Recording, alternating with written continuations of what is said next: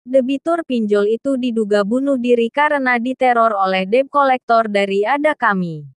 Berita nasional. Sebelum dilanjutkan jangan lupa like, komen, bagikan, subscribe dan jangan lupa pencet tombol loncengnya agar tidak ketinggalan berita-berita menarik dari Info Media Nasional.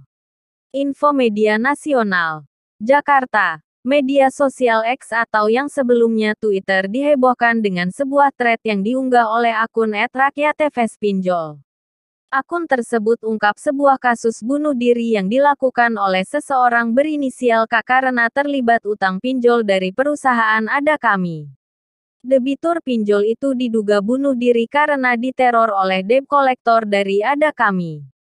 Tak hanya melalui telepon, teror pun dilakukan hingga ke perusahaan tempat K bekerja dan membuatnya dipecat.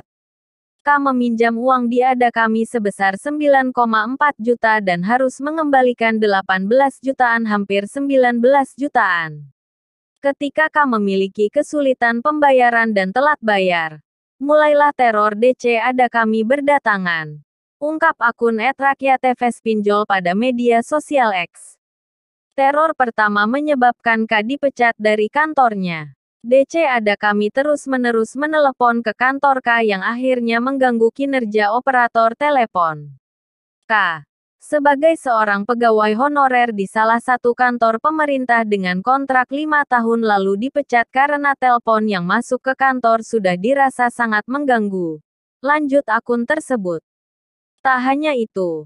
Ada Kami pun melakukan teror kepada K dengan mengirimkan teror orderan fiktif melalui ojek online datang hingga 6 orderan dalam sehari.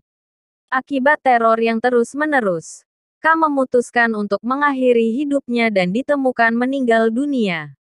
Thread yang diunggah oleh akun @rakyatfspinjol ini menjadi sorotan warganet lantaran diduga perusahaan pinjaman online pinjol Ada Kami menerapkan praktek yang memberikan biaya layanan hampir 100% hingga mengintimidasi saat menagih debitur. Berkaitan dengan hal tersebut, banyak pihak yang mendesak otoritas jasa keuangan atau OJK mengambil sikap. Lalu, sebenarnya apakah perusahaan Ada Kami ini? Siapakah yang berada di belakang perusahaan pinjaman online ini? Berikut informasinya selengkapnya. Perusahaan Ada Kami merupakan perusahaan yang bergerak pada bidang finance technology, fintech P2P lending yang menyediakan pinjaman online. Perusahaan ini memiliki badan usaha bernama PT Pembiayaan Digital Indonesia yang berdiri sejak 2018 yang sudah mengantongi izin dari OJK dan terdaftar di Asosiasi Fintech Pendanaan Bersama Indonesia (AFPI). Tak hanya Ada Kami. Dalam dunia bisnis nama Bernardino Moninca Vega Junior bukanlah seorang pemula. Bahkan ia sempat menduduki posisi yang penting pada sejumlah perusahaan swasta dan BUMN. Ia juga pernah menjadi seorang komisaris di anak perusahaan BUMN, PT Bahana TCW Investment Management pada tahun 2004 sampai 2008. Selain itu, Dino juga pernah menjabat sebagai Direktur Utama di PT Pembangkit Energi Mandiri pada 2015 hingga saat ini. Kini, Bernardino Moninca menjadi Dirut PT Pembiayaan Digital Indonesia atau perusahaan Ada Kami.